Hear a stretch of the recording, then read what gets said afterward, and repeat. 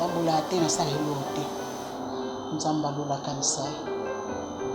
Nzamba lola mona ye. Misala na ye gangaka tango nyonso liboso na Nzambe. Nzamba lola akanisa misala na ye. Oh, baza ebele te. Asalisa mpe azokontinue kosala. Napesika merci. Napesika merci ya kobebeliza te. Merci kaka. Merci mama na ngai. Merci mama, merci. Merci mama namona yo te. Merci mama na ngai. Merci mama. Nzamba aza na yo. Mutombo toke, mama toke, muleli toke, ayoka bakende, solution ezali te. Epesa anga pasi, mama na bana, nga pe naza na bana. Mais soko natali bana na ye, aza mike, pona kotelema na ye pasi. Pona kosala mosala pasi. Po makoni nyonso mibale eza kokufa. En fait, au début, on m'avait dit qu'il fallait voyager. Je même tenté à l'Inde, mais comme je n'avais pas assez de moyens. La voix du peuple, oh, la voix du peuple, oh, si tu as bien, oh. Vincent Chilouise, étoile de la presse. La voix du peuple, toujours longueur d'avance. Les informations partout dans le monde. La voix du peuple. Toujours actualité na actualité. La voix du peuple. Maman na ngaye. Oh yango yo eye.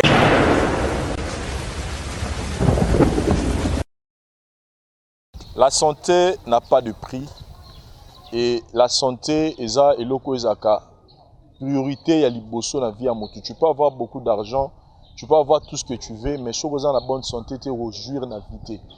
Et ça nous arrive des fois, tous avoir des problèmes qui na état de santé et il faut une institution ya malonga pe ya makasi pour que au temps qui ne reçoit pas soin à se rétablir mbango.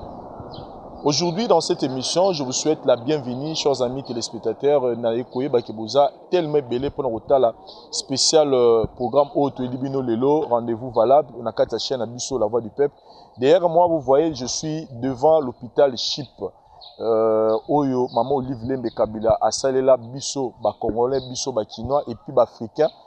Je dis ba africains pourquoi parce que tout kolandela awa na kati il y a même des gens qui viennent de l'extérieur du pays pour se faire soigner awa na kati il y a hôpital o Chip ezali hôpital ka loko l'hôpital nyo souté pourquoi parce que ezali loko offrir peuple congolais puis peuple africain ba soins oyoyo et ba noko sala ke batu ba voyager baki ni musika libanda baki ne se faire repérer na ba Inde na ba Afrique d'ici na Europe partout dans le monde mais à partir hôpital au lelo congolais nyonso azana pour ça voyager et il y a une campagne médicale au yotu ko salama awa na kati ya Chip o ya ko poser ba prothèse na niveau il y a hanche et puis na niveau il y a ba genou awa nous tous nous savons que ba opération à bongo c'est à vérifier c'est à partir de 10 15 20 000 $ pour mutuba opérer yango et koyoka ke awa na Chip ba ko sala yango campagne il y a des médecins qui sont venus de l'extérieur du pays pour ba ko sala campagne awa il y a des gens qui ont bénéficié de cela gratuitement c'est-à-dire qu'à fouti attaque diffronté mais ba jouer en charge na maman Olive Lembe Kabila et ça ba ope bazana makoki ya ko futa mais à cause il y a bolam o maman Olive Lembe asali et sali que au lieu à voyager à Kenya au Liban na mboka boyebi ke opération pamba ils ont coûté 20 000 $, mais au lieu à tant au voyage billet séjour logement alcoolier à mutu tu peux aller à 30 ou 40 000 $, ça dépend à niveau mutu mais grâce à maman Olive Lembe na hôpital ou à Saïli biso lelo mutanda na posa ya ko voyager te pour Kenya Liban ya mboka rien que quand la carte mboka na biso ba opération à malam ko salama si je suis venu faire cette émission c'est pour alerter bandeko na biso boza na Congo boza na poto boza à travers le monde boza pena bandeko baza malade awa o esengo zo senga peut-être na moment oyo bozo linga bo faire voyager hier pour que nos opérations ailleurs ne vous inquiétez pas bo se déranger souté bo tinda bango awa na Chip parce que même campagne ya prothèse o salami awa et Zakaraté que salami et silino il y a même des prothèses en réserve au eza bazo ya ceux ba kaye ba kusunga bango en tout cas pour ça on peut que dire merci na motema malamu o mamu livre mbaza nango ya kosunga bandeko ebele o baza na baka ebele ya ba maladie pour que baza la soigner. Comme on a toujours l'habitude de l'écouter, hôpital oyo salami pas pour les riches et salami pour tout le monde. Donc classe science au mozali a ko zo ba soin ya malamu, c'est-à-dire les hôpital moko moderne mais na ba prix moko boyo ozo sala ezo sala ke mutu ataza ne lorote akoki ko zo ba soin ya malunga. Ba maladie ozo senga mutu voyager ma grosse à la soigner. Je vais pas beaucoup parler, j'aimerais d'abord biso moko to landa témoignage ya bandeko oyoyo ba bénéficier na likambo kitoko mamu livre mbasali libango et tokutana na suka tokosoana médecin avec maman Angèle Kanam et puis à la fin nous allons nous retrouver pour que tu ba kosolana bino na suka. On se retrouve juste après cet élément. Merci. Musikoli na ngai atelemaka kaka moto asuka nde mosuki atelemi asilisaka makambo nyonso yango balobi nde atelemaka moto asuka po moto ayaka na nsima na ye azali te.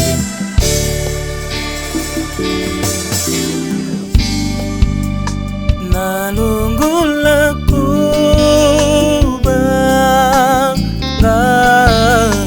okatia motema nanga ata monguna aluki ngai nayebi yako longa te ata mbonge makasi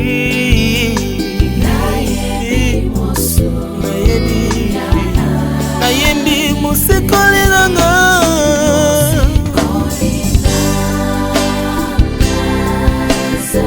nakobanga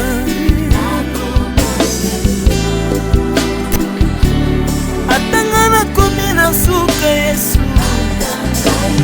nakomi na suka ayebi Yesu oyo Yesu akolongola pasi pasi na ngai nakosilisa kolila akopangusa pinzoli ayebi Yesu ayebi akotalela nakotalela.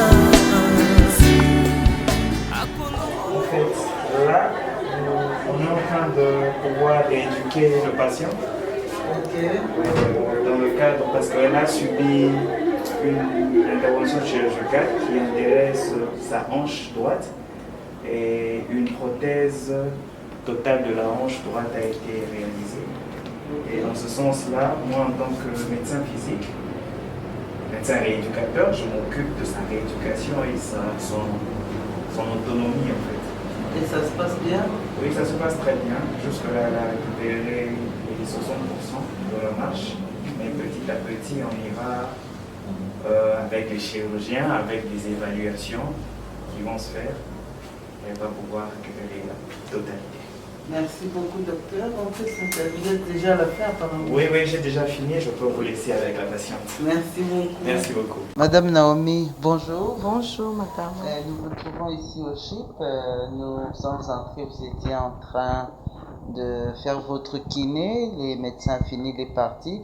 Qu'est-ce qui s'est passé pour vous? Comment êtes-vous arrivé ici pour vous faire opérer?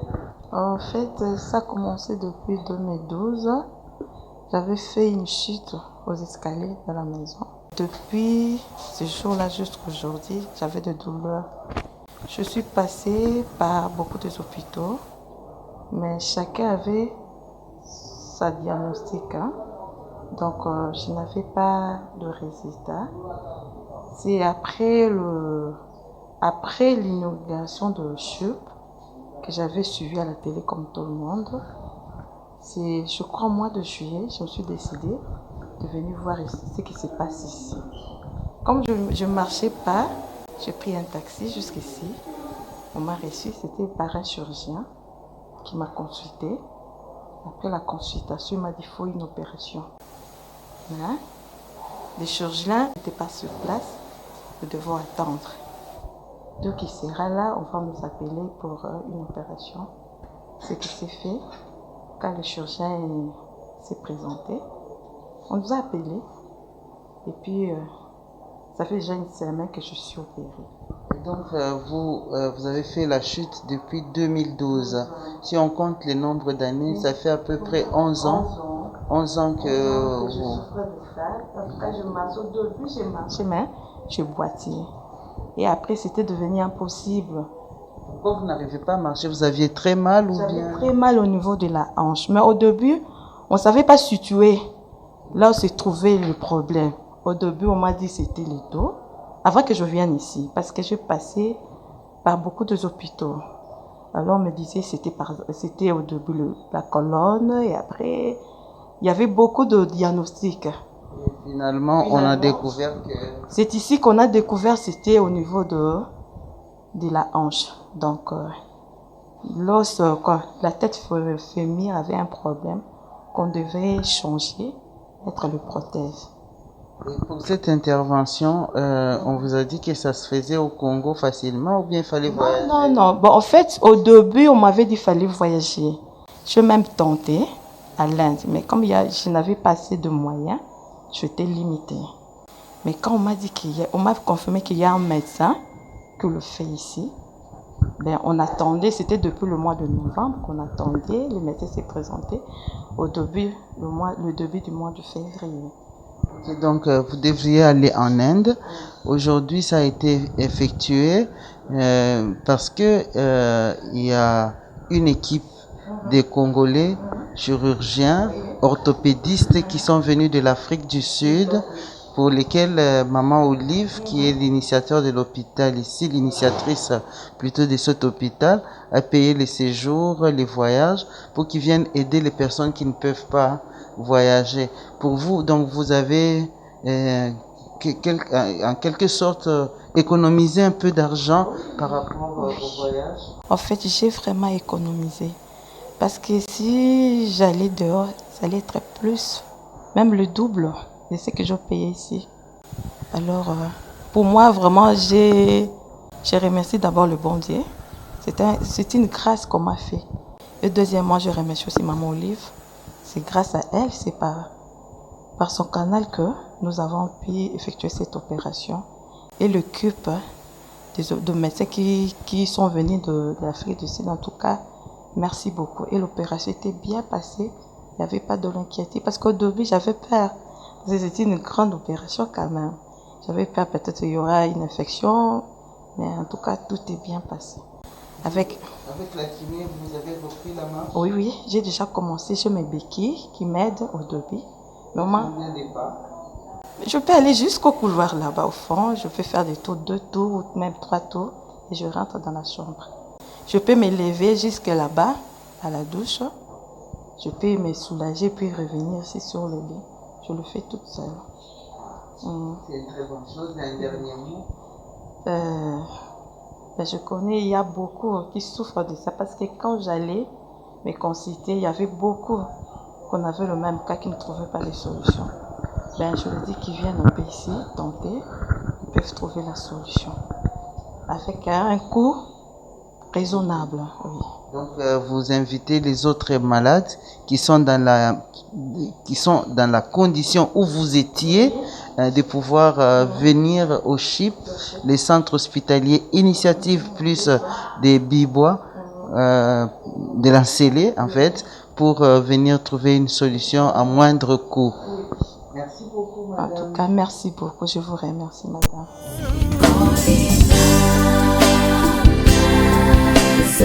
nakobanga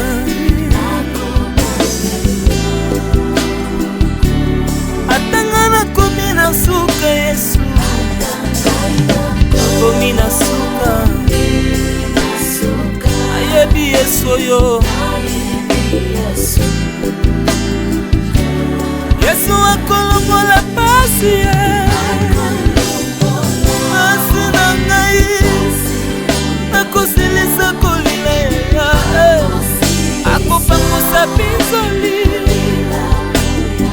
ayebi Yesu ayebi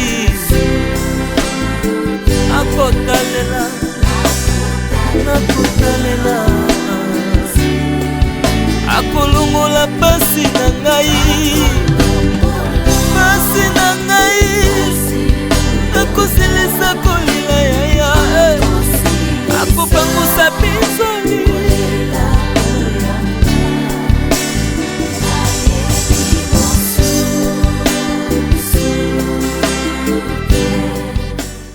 Maman Mbote, Mbote mama. Tokuti yo awa na hôpital Chip na kati ya chambre. Okopesa biso ya liboso kombo na yo? Kombo na ngai mama Martin, tribunal Mbetito. Kombo na ngai yango wana. Martin tribunal Mbetito. Tribunal mpona nini? Ezaka kombo ya famille kaka. C'est la première fois qu'on a gagné yango na kamwe. Mama awa na hôpital oyo ekosala nayaki nazalaki na problème ya bamakolo babengi arthrose. Nayokaki kaka ntango ya inauguration, nayoki mama alekaki na télévision mpe na bamédia mosusu kosala inauguration ezali. Nalobi bon lokola nayoki boye nameka nakokende kuna parce que namekaki mpe partout nazwaki mpe solution te. ebandaki quand? En tout cas eumeli nasali nango ata ba 16 ans 17 ans eumeli. ebandaki ndenge nini? okweyaka osalaka accident ou bien? Non, genou kaka pasi, genou kaka pasi, genou pasi nake boye talaka biso baafricain o rhumatisme tokati wanzoloko esimbi mpe te tolongwe wana.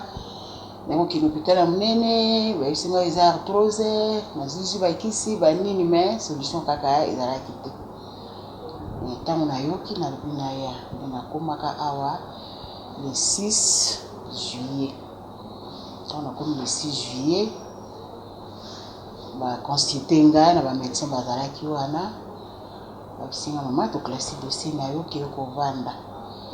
Ntango tokokoma après tobenga yo navandaki mpe depuis mois de juillet wana navandi naumeli oyo nazali kobengabenga mpe bango kolekaleka mpe kaka mpona tuna nde navandaki kaka jour wana namoni kaka babengi nga mama okoki koya na hôpital naye nakei epai ya anesthésiste namoni asenga mwa baexamen nasalisali wana ngabi ekomi mpenza ya soloko esili nazongi babikende tobenga dimanche na pokwa kaka boye 16h namaka babenginga o mama oza wapi ngabino naza na ndako okoki koya te naya kuna na pokwa boye wi mama okoki koya yaka kaka bana kosala awa nasopika sac na ngai na bimi naye kokoma awa koma na komi ono kende kuna bapesa o chambre et tout ça boye na boye.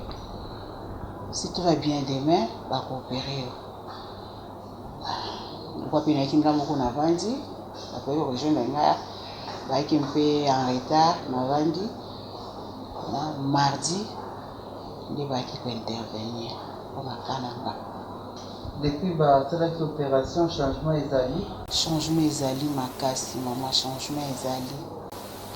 Changement ezali. Ozotambola? Nazotambola mama na nga natambolaka.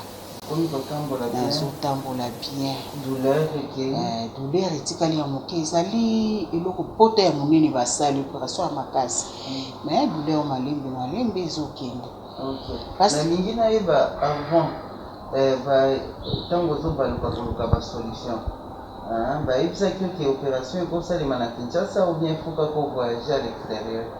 Bayebisaka ngai wana nakendaka pa na Wileri mpona otanga komba bisanga ke navanda nazela kaka na bambula ekoyaka comme ça soki moyen ezali tobima libanda yango mpe makoki mpe pasi kaka nameki mpe na hôpital mosusu mpe awa toyokaki mpe mwa bakampagne kaka ndenge elekaka tokendaka me simbaka biso kaka te nde navandaki. Donc na niveau par exemple ya bamoyen financier yozalaki na makoki te po se prendre en charge ou voyager à l'extérieur? ezalaki Siko pete awa ndenge esalemi okuti combien? awa jusque là nano mpenza kolaki oyo nafuti mbongo ya opération basengai nga nyonso te wana futi. Ok, ça veut dire que neti kana yo okoti na cadre ya bato oyo bazalaki na moya te mais aussi basoin na moins cher okuti 1000 na place ya 15 000. Nafuti $1020 ndi ndenge nazali awa. Sikoyo intervention oyo est-ce oyebi ke eza mama Olive mama mokonzi lokolo hôpital oyo ye nde na koyoka mbula ya badocteur parce que ntango bino boza koya epai ya baminganga bayebisaki ye ke moyen ya kosala baka oyo ekomi mwa ebele na liste eza te parce que bato efo bakende libanda kokende libanda ekomi mwa mobulu bacovid mosusu mbongo eza te soki moyen kozala osunga bato wana nde mama afutaki batike mpona baminganga bauta Afrique du Sud asombi na bamateriel parce que baprotèse oyo batie bino wana ifo kosomba yango baye awa afuteli bango na hotel place ya kolala basali bamwa mikolo soki une semaine baye kosoigne bino mpona yango wana yo koloba nini? Vraiment mpona wana nakoloba nano oyo naza na yango ça fait moins 5 ans Dieu me voit nalala nalota mama wana mama Olive nalota ye famille nalobago nayebisa bato nyonso même na famille nanga bayebi nayebisa bango naloti mama azozwa mama Olive azozwa bato baza na baproblème ya bapasi ya maladi na kati nango azwi ngai azwi papa moko azwi na mwana moko ya moke boye azalaki na problème osala sene na monoko atie biso pembeni abi bozala wana ntango alingi akende alobi na apesi biso motuka moko bozwa bango bolandisa bango epai nga nazali na sutuki napesaka nzambe merci ntango kaka likambo oyo ya hôpital oyo ebandi nalobi ntango ekoki nga guérison na nga eza na nzela mama Olive namoni lobiko na nga nazwaka na nzela mama Olive na nzela moto mosusu te naki même si ntango nayaki awa balobi yo olobi kuna okokende bongo ebele ya bambongo wana okosala ndeni nga alobi nzambe ayebi ndenge abongisaka bamakambo na ye réponse na nga ezalaki yango me nakomona boye nayebi te mama Olive namona ye boye te namonaki kaka na batelevizio nayebi nini nasala mpona ye te naza mama bana nakoma kaka na se natambola te nasala eloko te nzambe alolaka misa ye nzambe alola mona ye misala na ye egangaka ntango nyonso liboso na nzambe nzambe alola akanisa misala na ye po baza ebele te asalisa mpe azokontinue kosala napesika merci ya kobebeliza te merci kaka merci mama na ngai merci mama merci mama namona yo te merci mama na ngai merci mama nzambe azala na yo merci mama azokengela yo mama na yo mama azokengela ngai aza semeki na ngai akoki koloba mama okoki kopesa témoignage nakoki kopesa témoignage oyo ozalaka na ye nazalaka na ye po na semeki na ngai asouffrir ya trop nakoki me kofungola vana atalisa bino makolo na ye hôpital nini tokei te anakisa sawa mutombo tokei mama ye tokei muleli tokei ayoka bakende solution ezali te epesaka nga pasi mama na bana nga mpe naza na bana mais soko natali bana na ye aza mike mpona kotelema na ye pasi mpona kosala mosala pasi mpo makolo nyonso mibale eza kokufa biso toza na moto na poto te toza na moto quelque part te bana na nga basalaka te oyo ayebana mpe basalaka te mobali na nga azalaki kolise na bango mesa kufa tokozwa lisungi mpe na nani esika na kozwa lisungi eza te ye sasi mwasi na soda ngai nakoma kolala na bananga songo natali semeki na ngai epesaka nga pasi ndenge eleki boye nga nakokumisa nzambe butu moi oyo akanisi mpo na mama oyo nzambe abakisela ebele nzambe abakisela mama oyo olive ebele ngai namona ye na miso na ngai boye te ye akutanaki ne na butu na ndoto ndenge abeteke lisolo nga soki ezali ya solo ekokisama ndenge ayaki awa ndenge babengaki biso mpe ndenge bayabi biso na hôpital oyo nakokumisa nzambe toza na bato te bato mosika visite nini nakemeloma mosika na transport ya kotala bino me ndenge tofandi awa semeki nanga fandi bien nakokofungola dra otala makolo na ye ndenge na ntongo atelemi ndenge azotelema na beki azotambola nga bien nasepeli na motema na ngai nabi osobiki semeki nanga sa tamboli babeki oyo akobwaka yango soko balongoli basinga oyo batie na lokolo semeki nanga kotambola mpe nakokumisa nzambe mpe mama oyo mama Olive nzambe abakisela ye amona bakoko na malamu azosala mpo na biso bato pauvre bato tozanga bato tozanga esika oyo asungi eleki ya motu ya mama yango napesi ye merci yango napesi ye merci mama napesi ye merci omona oyo abinene asali mpona semeki na ngai abinene asali mpona semeki na ngai natambola te eza geni moko eza mibale me basali nano moko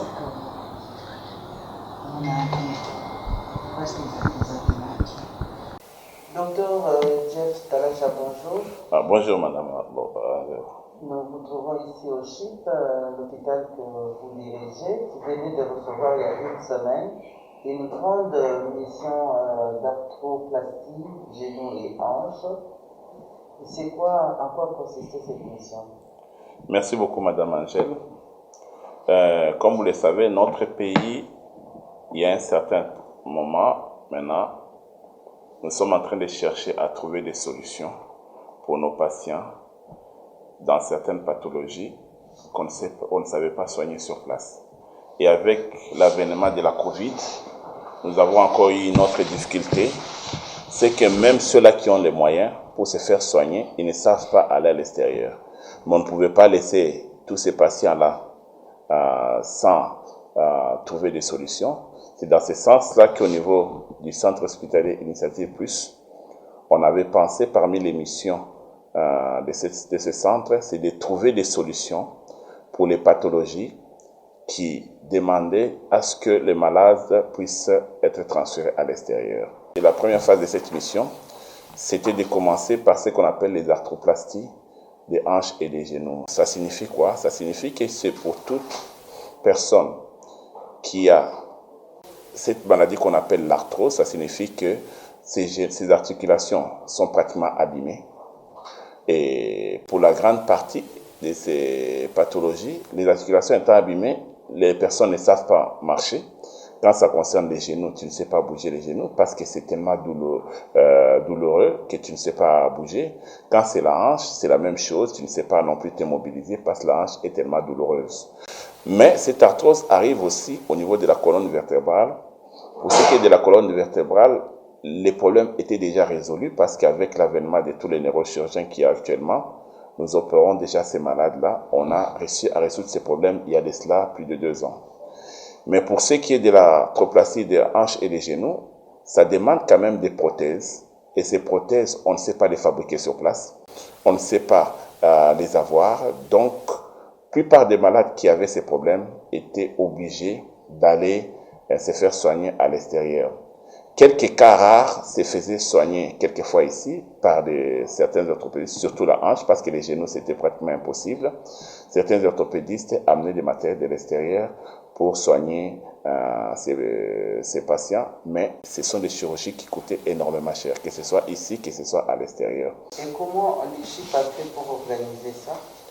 Et comme vous le savez, c'est-à-dire l'avènement des CHIP, qui est un hôpital à visée sociale et situé pratiquement dans cette zone urbano-rurale de l'Ancélé, a motivé beaucoup de nos spécialistes, de nos frères spécialistes qui sont à l'extérieur, surtout ceux étant en Afrique du Sud et en Europe. Ils se sont dit, s'il y a un tel hôpital qui veut résoudre des problèmes de la population congolaise à des prix assez acceptables et dans un milieu rural, nous serons prêts dans nos temps libres de descendre pour, premièrement, soigner nos frères qui n'ont pas assez de moyens, secondairement, former nos frères qui sont sur place, qui ne savent pas faire ces techniques, et troisièmement, amener aussi les matériels ainsi que d'autres expertises. C'est dans ce sens-là que quand on a lancé ces cris, à travers les réseaux de tous nos médecins congolais qui sont dans la diaspora, qui font la même chose pour les Européens ou les Américains ou dans d'autres pays comme l'Afrique du Sud. Et les premières réponses sont venues de l'Afrique du Sud. Nos amis de l'Afrique du Sud nous ont dit, et ils sont prêts à venir descendre pour une mission d'arthroplastie des hanches et des genoux. Il y a aussi nos amis qui sont en Belgique et en France, qui sont venus pour tous ceux qui vont venir, qui vont envoyer des microscopes, qui vont venir aussi pour d'autres pathologies que je vais citer tout à l'heure. Et c'est ainsi que du 8 au 10 jusqu'au 11 même, il y a l'équipe sud-africaine. De février 2021, oui, oui. 8 au 12 février plutôt, 2021. Il y a une équipe de médecins congolais de la diaspora sud-africaine, dirigée par Dr Komasamba, qui est un orthopédiste en Afrique du Sud, sont descendus sur place avec son équipe, avec des matériels pour aider notre population, ainsi que former nos médecins qui sont sur place pour cette chirurgie qui avait commencé et qui s'est déroulée avec un grand succès. Et nous avons eu à opérer une dizaine de personnes. Et en tout cas, toutes ces prothèses ont été placées et il n'y a pas eu d'incident. Et nos médecins sur le plan local ont appris beaucoup de choses et nous nous sommes dit que cette mission sera de manière permanente et mensuelle. Quel a été l'apport du CHIP en dehors du fait que vous avez donné la structure hospitalière pour favoriser la réalisation de cette mission? Les médecins qui se sont déplacés, vous les avez pris en charge sur le plan du déplacement, du logement? Comment ça s'est passé? Alors là aussi, c'est quelque chose qu'il faudra comprendre, c'est-à-dire quand les médecins sont motivés à venir aider leurs frères, il y a certaines choses qui les poussent à fond, sans que c'est plutôt une motivation, une surmotivation qui les poussait, qui sont venus d'eux-mêmes avec leurs propres billets. Bien sûr, ils ont bénéficié d'une prime sur leur matériel, ce qui était tout à fait normal. Et les CHIP leur a octroyé un logement. Comme vous savez, au niveau des CHIP, on a des maisons pour les visiteurs. Ils sont passés tous ces 4 à 5 jours ici sur place au niveau des CHIP. Et l'autre chose qui était aussi bien pour eux, parce qu'ils sont arrivés dans une structure où le plateau technique est là. Il y a tous les matériels et il y a un bloc qui répond aux normes. Donc, ce qui fait qu'ils se sont retrouvés dans un climat vraiment adéquat pour la réalisation de leur travail. Et cela les a motivés et c'est eux-mêmes qui ont dit ils devaient venir chaque 3 mois. Ils ont dit impossible, ils viendront chaque mois parce qu'avec l'engouement de tout le monde qui était venu et la motivation des gens, ils sont prêts à venir chaque mois accompagner CHIP jusqu'à ce qu'il y ait des équipes qui soient bien formées les 2 ou 3 années qui vont suivre. Concernant le côté médical, nous sommes fixés. Les médecins ont été surmotivés C'est le patriotisme d'abord, pour aider les compatriotes. Ils sont venus, les plateaux techniques de l'hôpital a rassuré. Ils ont pris la décision de revenir désormais chaque mois. Je veux qu'on parle des malades. Comment vous avez fait pour sélectionner les malades? C'était des grands patrons qui vous ont assuré la facture au comptant, ou bien vous avez pris dans toutes les couches? Comment ça s'est passé? Alors, comme je disais aussi, c'est-à-dire les CHIP, c'est un hôpital à visée sociale. Déjà, quand on a eu ces problèmes, quand on a inauguré les CHIP, il y a beaucoup d'entreprises qui sont venues vers nous pour obtenir la convention concernant leurs patients. Il y a aussi, comme vous le voyez, quand vous faites souvent des tours ici, il y a toute la population qui habite la commune de Lancelé, qui ont des moyens limités, qui viennent aussi ici. Mais nous sommes des médecins, seul Dieu béni. Ça signifie que nous ne faisons pas la médecine des pauvres et des riches. Nous recevons tout le monde. À la limite du possible, chacun paye selon ce qu'il peut, et ceux-là qui ne peuvent pas, qui n'ont pas vraiment de moyens, on leur demande quand même un minimum pour réaliser cela, parce que comme je vous ai dit, ces implants-là coûtent quand même énormément cher, mais on les motive. C'est pour ça, vous verrez dans la catégorie, des gens qui ont été pris dans la dizaine de catégories, il y a eu des conventionnés qui ont payé pour leurs agents, des conventions comme la Banque centrale, la CNCC et les autres, et l'OCC.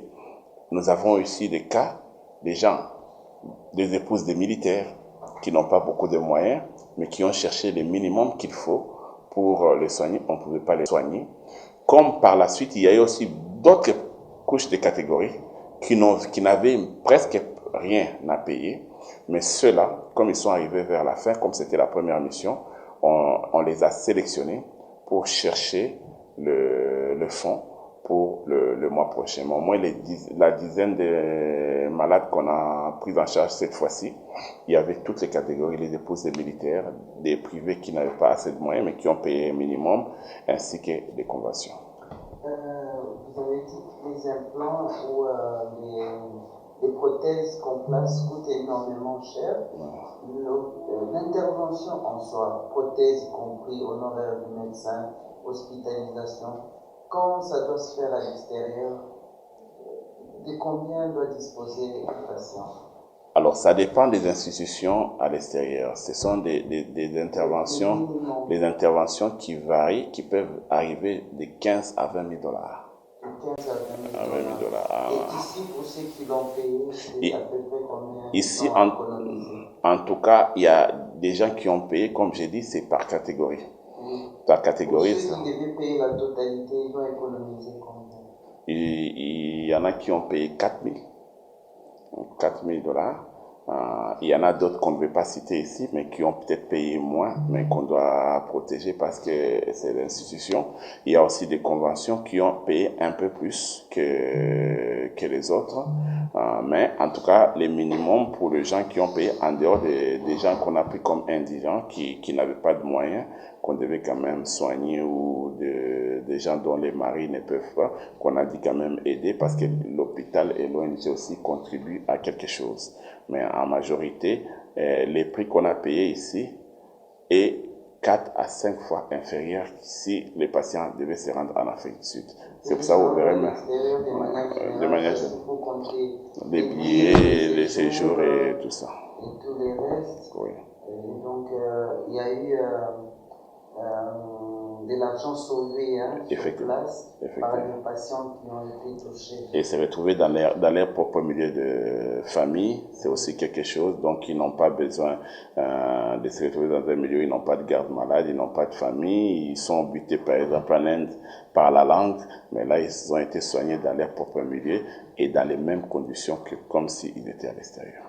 L'ONG Initiative Plus couvre l'hôpital qui porte son nom. Oui.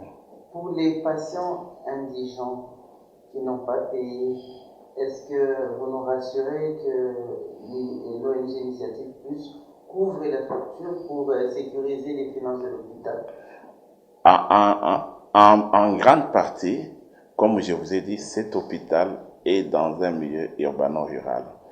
C'est la seule institution dans ces pays où la consultation coûte 7 000 francs. 7 000 francs. Ça signifie que le reste, pour que l'hôpital maintienne son standing, maintienne ses personnels ainsi que tout ça, est couvert toujours par l'ONG Initiative Plus. Comme je vous ai dit, il y a par exemple beaucoup de malades qu'on opère ici, qui n'ont pas de moyens. Je vous ai montré les 2 trophées de balles qu'on a ici. C'est des enfants qu'on a enlevé la balle dans la tête. C'est des balles? Oui, des balles qui ont été... Des armes à feu. Armes à feu. C'est 2 enfants qu'on a reçus ici qui venaient de Kankokolo, mais ils n'ont pas de moyens. Ils ont une balle dans la tête. On va laisser ces enfants mourir. On ne les a pas laissés mourir. C'est l'ONG qui a pris en charge ces enfants. On les a soignés. Tant d'autres, donc l'ONG soutient toujours, mais il faut le faire à la limite du possible, parce que si tout le monde vient, il ne paye pas, cet hôpital va s'écrouler. C'est un outil pour la zone de santé de l'Ancélé et pour la population de ces côtés, qui retrouvent le même plateau qui est en ville. Ils reçoivent les mêmes soins comme s'ils étaient en ville, et même ceux-là qui viennent de l'extérieur, quand ils viennent ici, ils sont quand même satisfaits de la prise en charge et des personnels qui les soignent. Pour revenir à la mission d'arthroplastie, genoux et hanches, comment se présentent les cas de tous les patients opérés aujourd'hui? C'est une semaine après, pratiquement.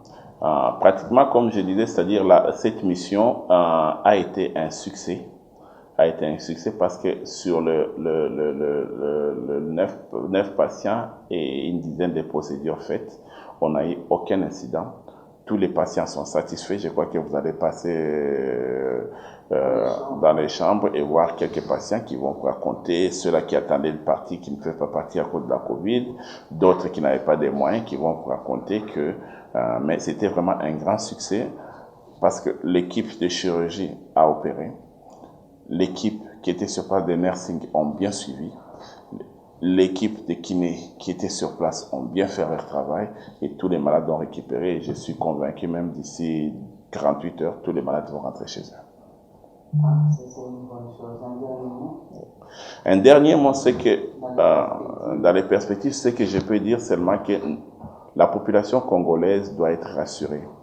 Doit être rassurée qu'ils ont premièrement une équipe de personnel de santé, médecins, infirmiers et tous les autres qui sont assez bien formés, très bien formés, mais ce qui leur manquait, c'est les plateaux techniques. Il y a actuellement maintenant des hôpitaux qui ont quand même des plateaux techniques qui répondent aux normes, comme notre centre hospitalier Initiative Plus. Et secondairement, la population congolaise a une très grande richesse, c'est la diaspora congolaise.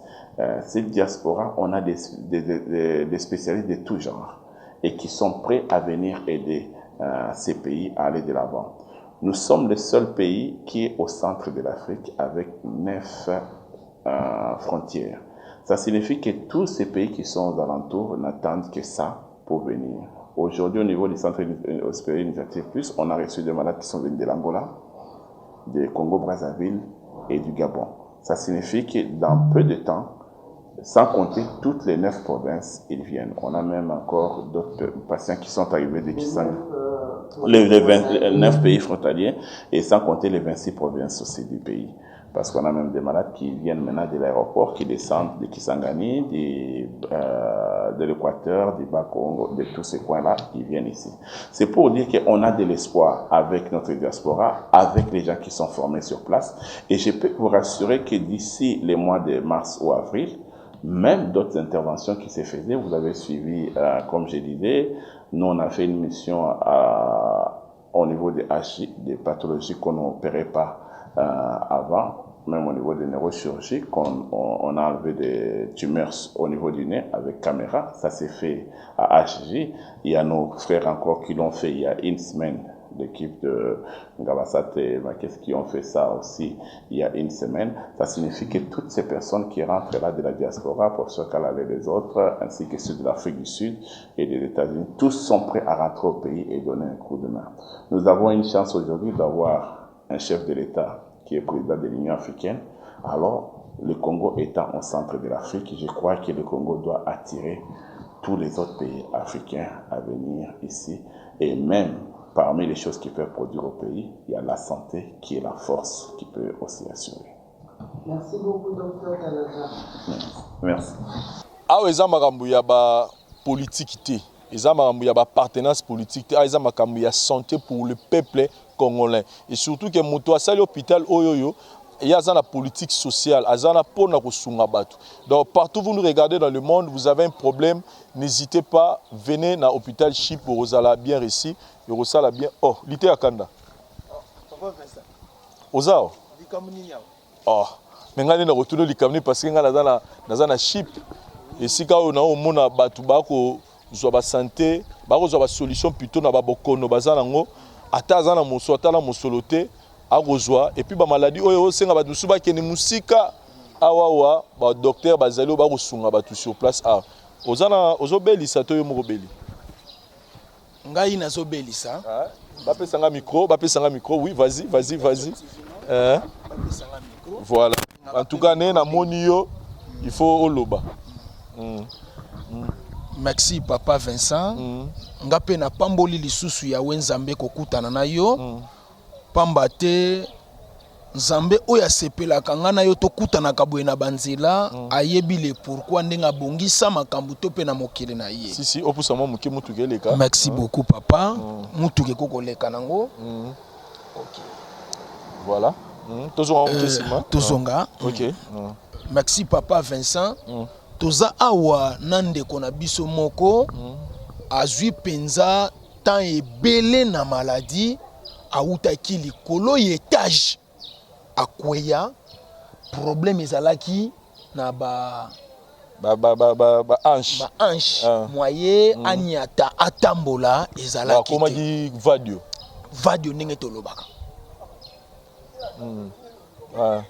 akomaki na position moko papa tosali nyonso oyo mutu akoko sala nayebi te soki eza na niveau ya ba prière oyo esengelaki na sala papa nasalaki ba prière ya midele nyonso kasi be hôpital nyonso tobandeki kokende bazoloba kaka mpona batraite ye fo kobimisa ye libanda mboka sikoyo libanda mboka papa passeport eza te visa eza te billet eza te balobi na kalikili nyonso o wana po ya kende basala ye opération aya kozonga fo tozala na plus de $20,000 papa tokozwango wapi esalaki biso pasi makasi ntango tolandi na batelevizio balobi ete soin yango mpona kozwa yango toya na initiative plus na ship nini kombo nango papa ship centre hospitalier initiative plus toya na ship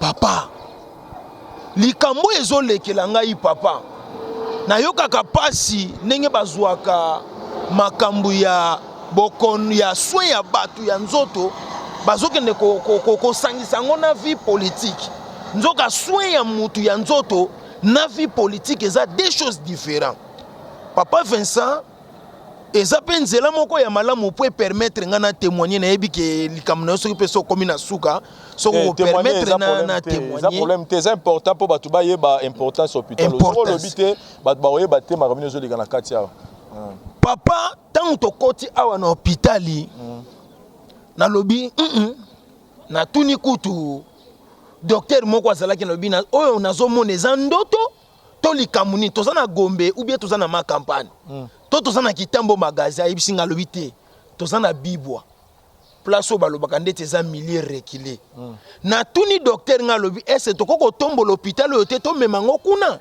alobi tete yango esalami nde pona kotoyo nazobenga pe bandeko na biso baza na changu parce que congolais aza tellement compliqué pona kovanda na ye ba congolais balingi mingi prestige pona soin ya mutu eza prestige te oza na Nsele oza na Maluku oza na Kingasani oza na Masina tala ship yango yo parce que eza na bande bauti bangola bazoya wa landa te na silisa na pesi yo parole te papa zela na silisa lobali te opesi na parole te ndeko na ngai natiki zela na silisa te tango pienga parole ndeko na ngai fo zela na silisa te c'est très important na yo kilite akanda nazo dédié nzembo moko pona nazo ya place wana ngana lingaka soko pienga question ko kota bikota kota te papa Vincent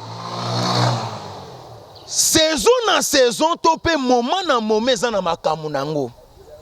Nzambe apambolaka biso to pe asalelaka biso ya minene na nzela ya bato. Papa Vincent lelo tozozwa ba soin na ba condition malamu na nzela ya moto. Po Nzambe permetaka nyonso elekelaka na nzela ya moto. Maman Olive Lembe Kabila Initiative Plus OLK na dédié nzembo oyepana yo. Papa Vincent yoka. Ebele ya bato bayaki koyoka liloba na Yesue basusu ba uta na bango musika mokonzi ya sinagoge mosusu ayaki mpona kobenga Yesue eke mwana nanga akufi na ndako na tiki ebembe mai na misu ezali kobima Yesu atali kaka kondima na ye ayebisi yete mwana na yo alali ya kufite likambo ya koka mwana miso ya ba pharisien landa nzembo bien nalobi nzembo nazo dege yango epa ya mama Olive Lembe Kabila po yo muto uti koloba ba misusu pe ba uti angola mais landa sikolo yembo très bien ekende Yesu akende pona kotala ebembe ya mwana akutaki ndako bato batondi ebele bazali pona kokunda Yesu atombolaki miso na ye likolo ayebisaki tata na ye ete kumisa mwana na yo awa mwana na yo akumisa yo awa na se na kombo na Yesue mwana ngo atelemi na kombo na Yesue mwana bandi koloba tala na kombo na Yesue mwana bandi kotambola sango na Yesu ekendeki mosika na kati ya ba pharisien. Papa Vincent, mutu azo sala bolamu na mokili kokumisa ye eza normal. Wana eza biblique. Misisi chrétien mutu ayembi. Landa na bakisa. Mwasi mosusu ayaki sima na Yesu na pasi.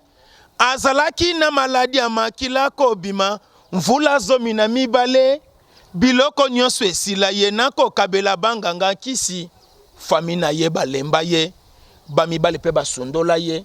Ba pasteur balemba ye na kobondela butu na moyi ya yondako na suka ya mboka moteme tonda na susi loboko na litama ye kosimba mwasi asimbaki Yesu makila na ye esilaki koka mwatende konanga sante na ye zongaki tala nanu likambo mobali abalaki ye sango na Yesu ekendeki mosika na kati ya ba pharisien. Elingo loba nini nzembo? Elingo loba ete sango ya mama Olive Lembe Kabila ezo tambola na ba province ezo tambola libanda mboka.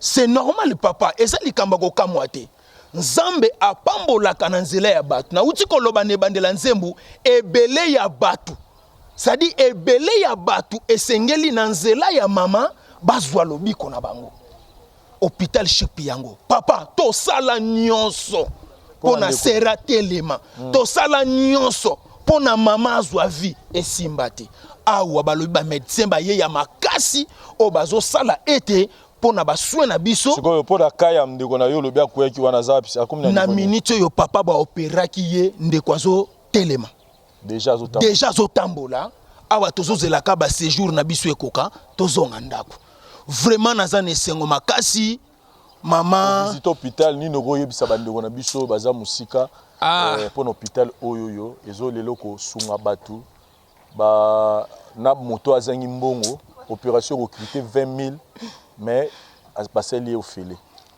mama otambusinga maya misu na elongi maya misu basangisaka yango na mai ya kosokola te lokola basopelinga mai maya misu nange esangani na mai ezomona na te na misu ya bato kasi mama Nzamba pambola yo mama Olive Lembe Kabila Initiative Plus na hôpital ya kitoko osaleli biso papa Vincent nga pe naza mwana changu nazo tonda Nzambe biso pe bana changu to bande ko mona lokola tuza négliger lokola neti solution ezalaka te na changu Nzamba sali ngolu asimbi motema ya mama Olive Lembe Kabila pona ete komemela biso ba soin ya malamu awa na ship na Initiative Plus esika obiso tuzuzwa lobiko na biso mama Olive Lembe Kabila mama Nzamba pambola yo nayoki lisusu témoignage ya balobi bato bazalaki na bapoma mikuwa basalaki appel bato baya pona ba opération na bango ya ofele et puis bazosunga mutu na hôpital konanisa mabozwi na yo na namona te maman. Voilà, merci beaucoup Luther à Kanda, merci chers amis téléspectateurs. Nous sommes arrivés ici parce que tant que moi le Cameroun a malamu et que sunga pe et que sunga ba vie à batu et que sauver ba vie à batu. Toro kanga munorote toro vanda kimiate hôpital obomoni quand on est dans awa campagne autour salama awa médecin ba taka fruicide, c'est-à-dire un médecin on a pas ba uta fruicide ba ya awa bien na bango séjour na bango logement na bango matériel o esengi po ba opérer bandeko na biso na nyonso tout na charge ya maman livre le kabila et bandeko ba bénéficier na yango et puis ba matériel wana eza asombi karaté pona bateau bayaki donc eza même en réserve pona bandeko musu baza nango donc mingi ba problème na comme la bateau ba sara ba accident eza bandeko ba botamaka ba SS bazo mi ba problème ya na mikuwa bateau ba sara pe mingi ba diabétique ba kutana mingi na ba problème wana et grâce à cet hôpital vous en a posa voyager teko kene musika rien que na Congo na makoki oza nango ba ko traiter yo merci na équipe na biso mobimba oyo et sali keto réaliser les bino programme alelo je vois à la coordination madame Angèle Kanam mais merci na Dari Diwante ça Damien Dimoneke ne bon anniversaire na yo et merci pe na yo Lité Akanda tozio par hasard awawa et témoignage na isungi nga nazaka kalibana nazo baluka na tala quartier ndenge quartier zaleli mais entre temps nazo landela pe maladie oyo Ozanaya. Merci beaucoup. On se retrouve prochainement à la différentes choses à Bisso. Bye.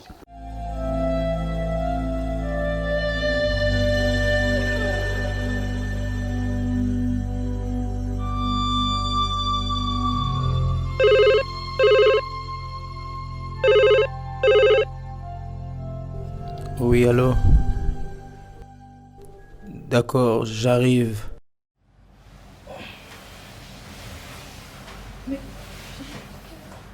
Bébé, une d'urgence dans Moussala, je dois partir.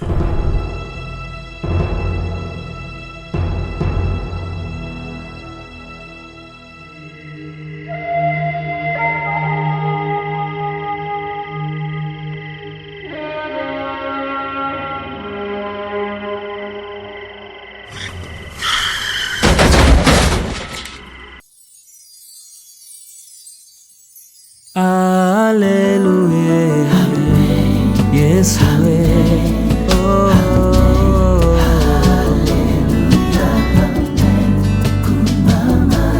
yakakupangusa pinzoli na motema na ngai chilo lanyo. Alléluia,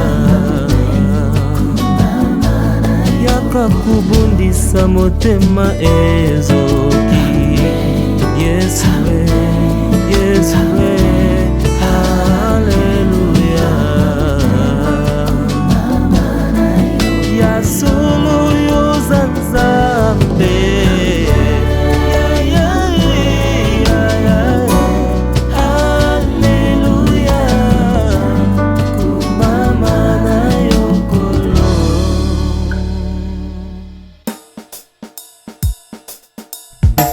Sembola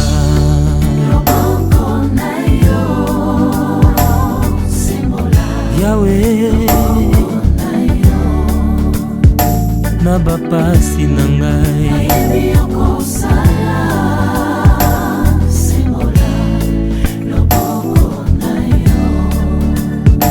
na bitumba na ngai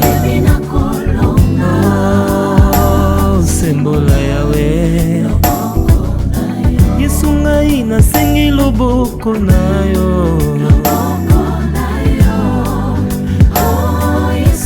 Yawe nalole Yesu ngai nasengi elonga na yo Yesu.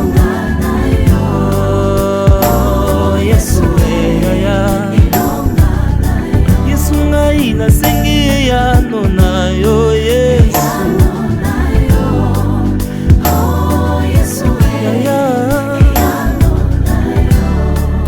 Yawe na mokili oyo na mvula na ngai nakobota te babosani oyanga nzambe yawe na lolo lokola bongwani te yende nzambe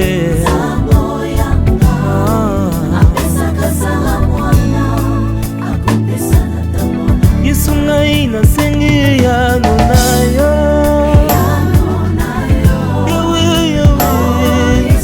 yawe na lolo Yesu ngai nasengi loboko na yo Yesu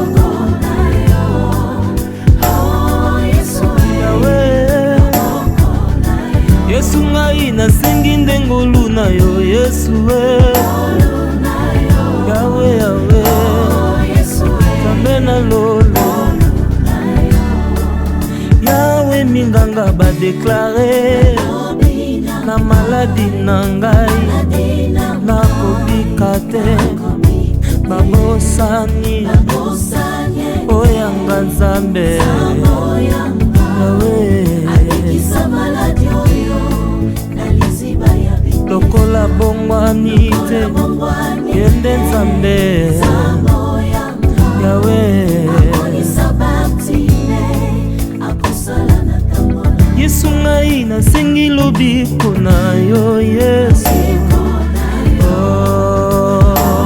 Yesu yaya Yesu ngai nasengi ndemawa na yo Yesu yawe na lole yawe Yesu ngai nasengi bikamwa na yo kamwisa mokili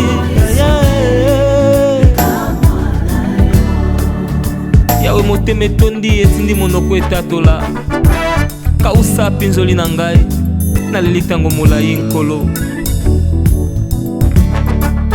yawe na libota na ngai na mvula na ngai nakobala te babosani oyanga nzambe yawe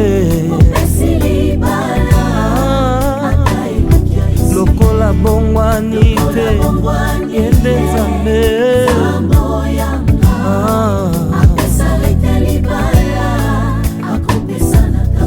Yesu ngai nasengi miracle na yo Yesu yawe na lolo Yesu ngai nasengi bikamwa na yo Yesu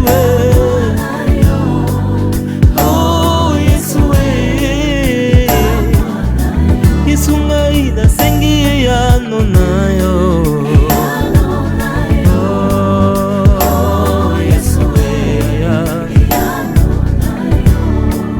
yawe bisika na fandi balobi na ngai nakobonga te babosani oyanga nzambe yawe lokola bongwani te yende nzambe yawe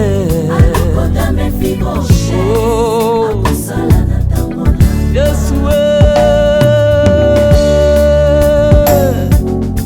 kolo tokende na nani kendoza na maloba na bomoi soki totaleli yo te tokotalela lisusu nani kolo omona biso totomboli miso na biso na ngomba esika lobiko ekowuta kolo totiolani kolo tosekami soki totaleli yo te nzambe tokotalela nani yoka losambo na biso yo yokaka mongongo na ngata na makelele ya wenze yo oyebi kodetekte ngata na foule nzambe ya bato ebele